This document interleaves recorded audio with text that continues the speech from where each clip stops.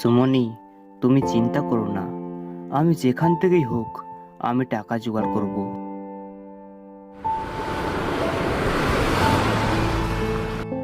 এতগুলো টাকা কে আমাকে ধার দিবে? আর ধার দিলেও আমি সামান্য রিক্সাওয়ালা হয়ে 2 লক্ষ টাকা কেমন করে তাকে ফেরত দিব? হঠাৎ রমেশ লক্ষ্য করলো রাস্তার পাশে কিছু লোকজন ভিড় করে আছে।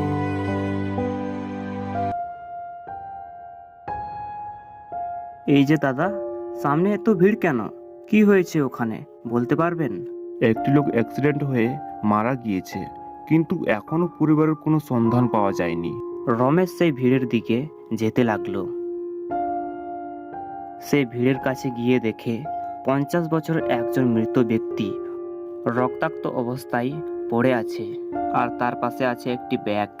লোকটিকে দেখে মনে হচ্ছে লোকটি বেশ ধনী, আর ব্যাগটিতে নিশ্চয়ই মূল্যবান জিনিস কিছু থাকতে পারে। যদি বলি লোকটি আমার পরিচিত, তাহলে ব্যাগটি নিতে পারবো। হ্যাঁ, তাই করি। আগে ব্যাগটি যদি নিতে পারি, তাহলে ব্যাগটিতে টাকা পয়সা পাবো, যা দিয়ে আমার অনেক উপকার হবে। কথাগুলি ভেবে রমেশ লোকটির পাশে বসে পড়লো আর মিছিমিছি অভিনয় করে কাঁদতে শুরু করলো। কাকা, কি হয়ে গেল? হায় হায় হায়, এখন আমার কি হবে? রমেশের কান্নাকাটি দেখে ভিড় থেকে একজন বলল, দাদা, আপনি কি লোকটির পরিচিতি? হ্যাঁ দাদা ভাই, ইনি আমার কাকা বিশ্বনাথ। তাহলে আপনি লাশ আর ব্যাগটি বাড়িতে নিয়ে গিয়ে শেষ কাজটি করেন। আমরা তো পুলিশকে খবর দিতেই চাইছিলাম। না না, পুলিশকে খবর দেওয়ার কোনো দরকার নেই। আপনি বরং একটি ভ্যানে করে লাশটি নিয়ে যান। লোকটির কথা শুনে রমেশ চিন্তায় পড়ে গেল, কেননা সে তো শুধু টাকার কথাই ভেবেছিল, লাশটি তো নিয়ে যেতে হবে সেটা তার মাথায় আসেনি। কি হলো দাদা, লাশটি তাড়াতাড়ি নিয়ে যান। রমেশ ভ্যান না পেয়ে গরুর গাড়ি করে লাশটি নিয়ে যায়।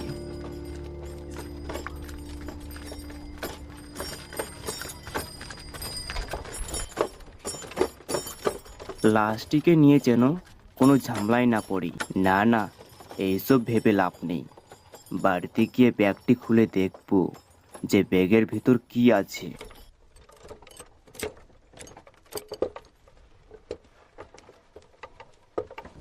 রমেশ এক সময় লাশটিকে নিয়ে বাড়ি ফিরল।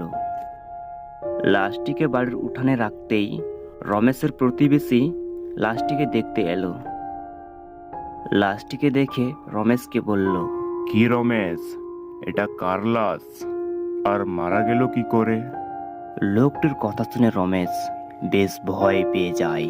তারপর রমেশ ভয় পেয়ে বলল, এটা আমার দূর সম্পর্কের কাকার লাশ।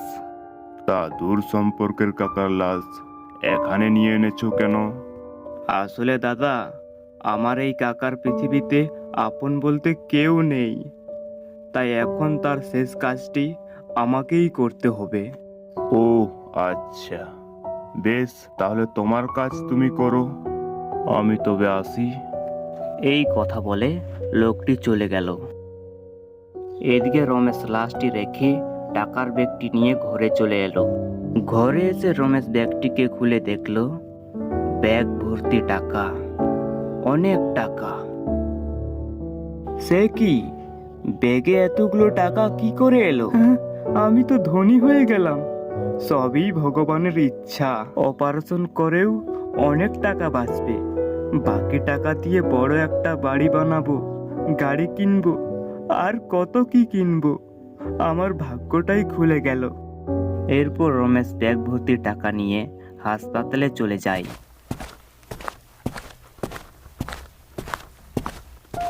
রমেশ হাসপাতালে এসে তার স্ত্রীকে বলে, সুমনি দেখো, কতগুলো টাকা এনেছি।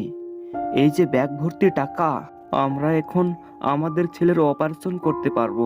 আজকের পর থেকে আমাদের কোনো অভাব থাকবে না। তা তো বুঝলাম, কিন্তু এতগুলো টাকা কোথায় পেলে? চুরি করনি তো? না না, তুমি কি যে বলো না, এখন এসব কথা বাদ দাও। সুমনের অপারেশনের ব্যবস্থা করি, তারপর না হয় তোমাকে সব বলবো।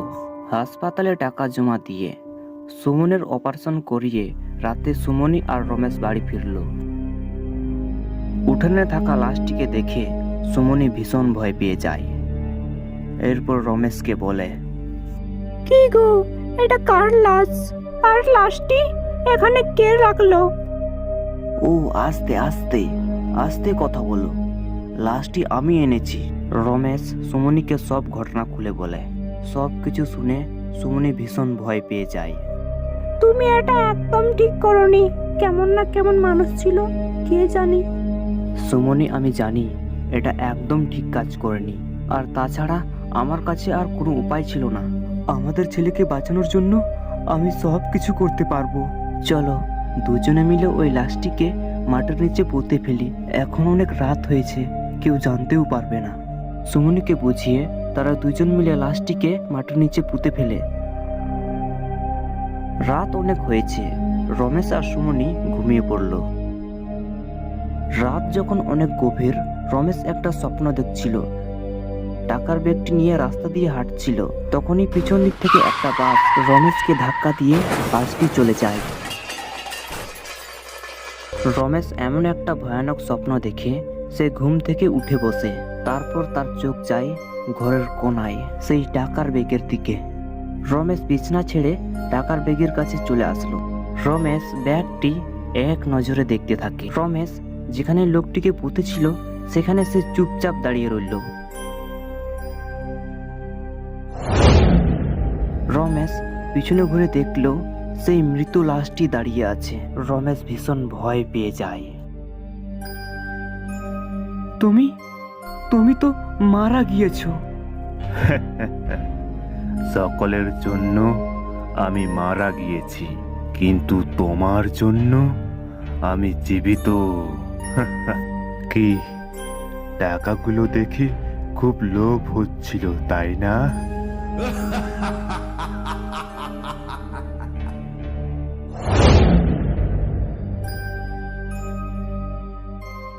আমি কি ভুল দেখলাম? হ্যাঁ, আমি হয়তো ভুলই দেখেছি। মরা মানুষ আবার ফিরে আসে নাকি? যাই হোক, ঘরে গিয়ে ঘুমিয়ে পড়ি।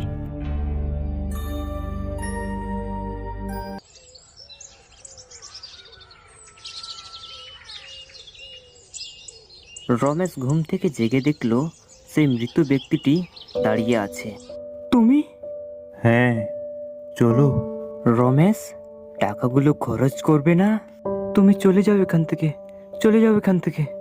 রমেশের কথা বলা শুনে সুমনি ছুটে এলো। কি গো, কার সাথে কথা বলছো? এখানে তো কাউকে দেখতে পাচ্ছি না। সুমনি, ওই লোকটি এসেছিল। শুধু আজই নয়, কাল রাতেও আসছিল। কোন লোকটার কথা বলছো তুমি?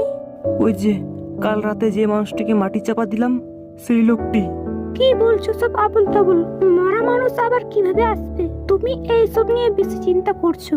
হাত মুখ ধুয়ে নাও, আমি তোমাকে খাবার দিচ্ছি। হ্যাঁ ঠিক আছে, আমি হাত মুখ ধুয়ে নিচ্ছি। রমেশ খাবার খাচ্ছে, ঠিক সেই সময় তার চোখ পড়ল দরজার দিকে। সে লক্ষ্য করলো সেই লোকটি রমেশের দিকে তাকিয়ে আছে। এবার রমেশ দু চোখটি ফিরিয়ে নিল। এইভাবে রমেশ সেই লোকটি সব জায়গায় দেখতে পেত। রমেশ যেখানে যেত লোকটি তার সঙ্গেই যেত। রমেশ এক সময় ধীরে ধীরে প্রায় পাগলের মতো হয়ে যেতে লাগলো। আর প্রতিটি রাতে সেই একই রকমের স্বপ্ন দেখত, সে অ্যাক্সিডেন্ট হয়ে মারা গিয়েছে।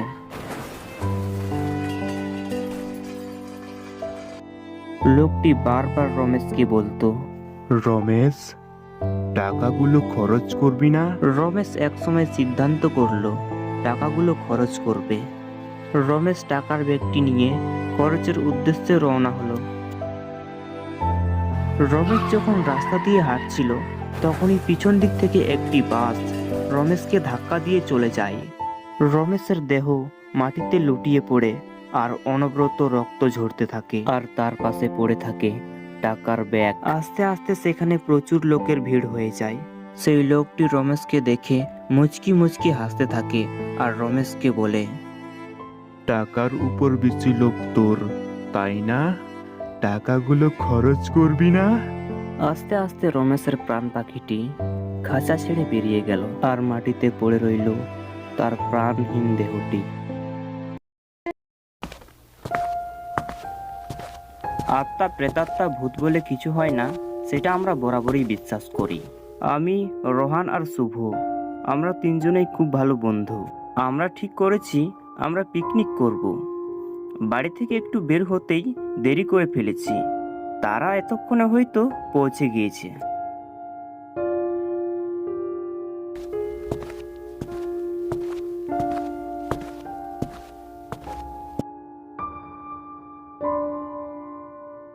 এতক্ষণে একটা গাড়ি দেখাও নেই, আর জায়গাটা এতটা নির্জন, একটা লোকেরও দেখা নেই। কটার দিকে যে পৌঁছবো তারও ঠিক নেই। এমন সময় আমি দেখতে পেলাম একটা 3 চাকাওয়ালা অটো এদিকেই আসছে।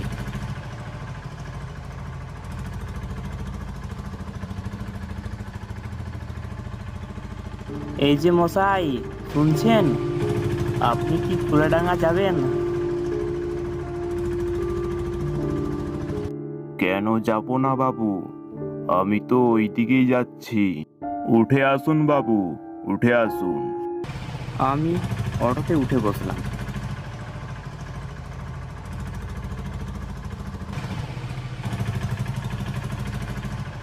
বাবা, এত নির্জন জায়গা, একটা গাড়ি দেখাও পাচ্ছিলাম না।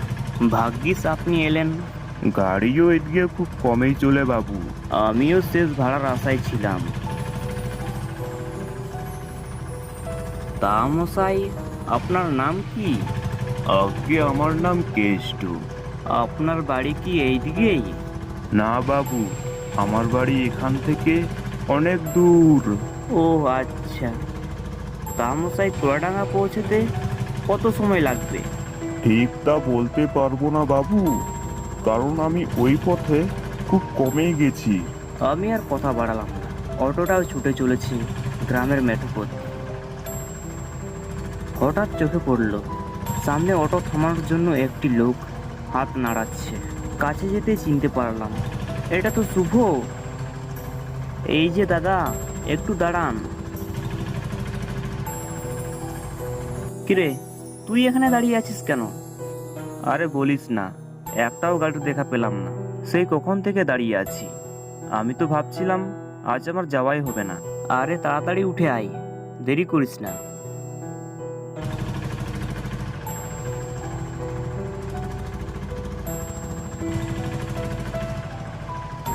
তা তোর এত দেরি হলো কি করে? আমি তো ভেবেইছিলাম আমি মনে হয় সবার শেষে পৌঁছবো। তারা কোথায়? তারা তো অনেক আগেই বেরিয়ে গেছে।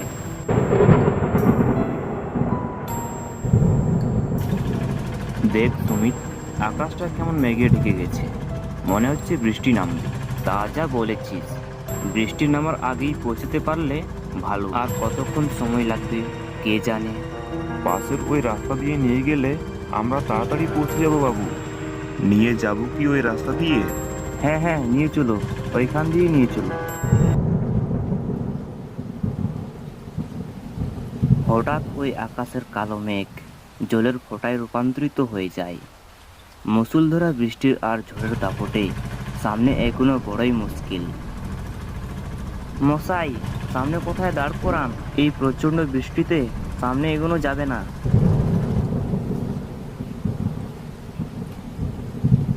কিরে রোহান, তোরা এখানে দাঁড়িয়ে দাঁড়িয়ে ভিজছিস কেন? চল ওই সামনের বাড়িতে গিয়ে আশ্রয় নেই। চল চল। আরে শোন, ওই রকম অচেনা বাড়িতে যাওয়া ঠিক হবে না। তাছাড়া দেখ, ওরকম বাড়ি ঘরও তো চোখে পড়ছে না। আরে ওসব বেশি কিছু ভাবিস না, এই বৃষ্টিতে ভিজলে জ্বর সর্দি নিশ্চিত। এই ঝড় বৃষ্টিতে আমারও যাওয়া ঠিক হবে না, আমিও আপনাদের সাথেই থাকবো। যাই হোক, এবার আমরা সবাই সেখানেই ঢুকে পড়লাম।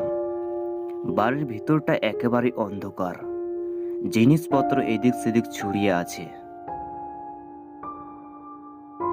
খুব সাবধানে থাকতে হবে, কিন্তু অনেক কোটি ঘর আছে। বাইরে প্রচন্ড বৃষ্টি হচ্ছে।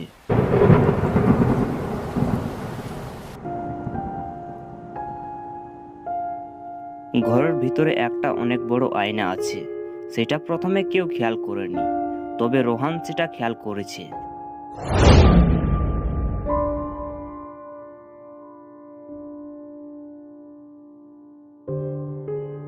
এইভাবে বসে থাকলে কিচ্ছু হবে না। আমার ফোনে টাওয়ার নেই, তুই একবার ফোন করতো বাড়িতে। সেই চেষ্টা আগেই করা হয়েছে, কিন্তু আমারও আর রমেশেরও কারোর ফোনে টাওয়ার নেই। কাকা, আপনার ফোনে টাওয়ার আছে? আমার আবার ফোন কই, এত পয়সা নেই আমার কাছে যে একটা ফোন কিনবো। বাড়ির সাথে কোনো রকম যোগাযোগ করা সম্ভব হচ্ছে না। আমাদের বাড়ির সবাই চিন্তা করছে। তখনই তীক্ষ্ণ শব্দ এলো উপরের ঘর থেকে। মনে হয় উপরের রুমে কেউ আছে, আমাদের মতো বৃষ্টিতে আশ্রয় নিয়েছে। চল তো সবাই গিয়ে দেখে আসি। আরে দাঁড়া, তার দরকার নেই, আমি গিয়ে দেখে আসছি। আমি সিঁড়ি দিয়ে উপরে উঠছি, কি আছে দেখবো বলে।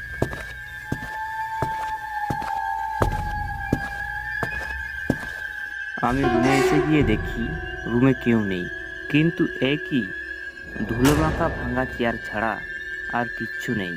জানিস শুভ, আমি যখন ওই আয়নাটার কাছে যাই, আমার পিছনে একটা কালো ছায়া দেখতে পাই। দেখ রোহান, আমরা এমনিতেই ভয় পেয়েছি, এখন ওসব কথা বলিস না প্লিজ। আমি তো এই কারণে ওই কথা বলতে চাইছিলাম না, কিন্তু কথাটা সত্যি। কিছুক্ষণ পর আবারও শোনা গেল বিড়াল ডাকার আওয়াজ, কিন্তু আওয়াজটা এতটাই তীক্ষ্ণ যে সহ্য করা বড়ই দায়। বাবু, আপনারা এখানেই থাকেন, আমি গিয়ে দেখে আসছি। কেষ্ট কাকা আওয়াজটি লক্ষ্য করে চলে গেল।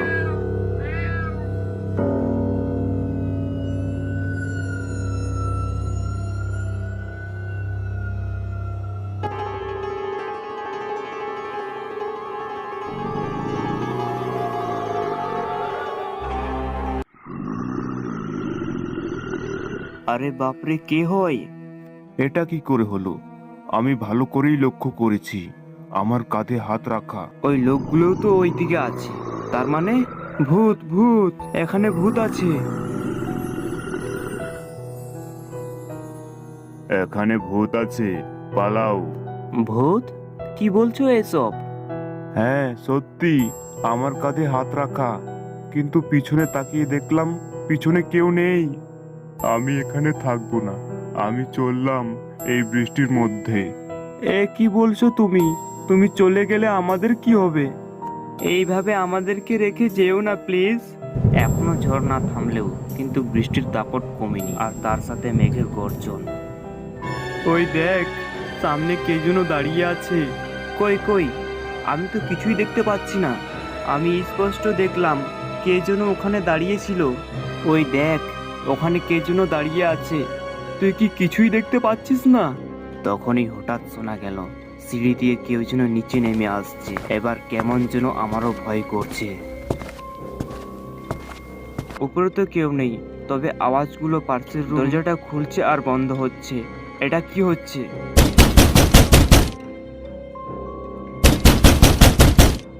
বাবু, আমি তো বলেইছিলাম এখানে ভূত আছে, পালাও, পালাও এখান থেকে। আরে মশাই, দাঁড়ান দাঁড়ান।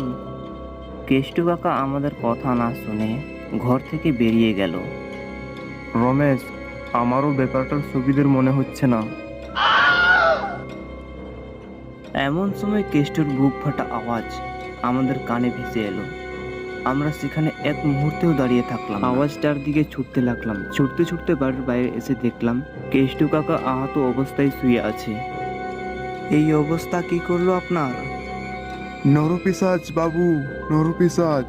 তাড়াতাড়ি উঠো আর সবাই এখান থেকে পালাও। আমরা সবাই প্রাণপণে ছুটতে লাগলাম। আমরা পিকনিকে এসে পিশাচের হাতে পড়বো আমরা ভাবতেই পারিনি।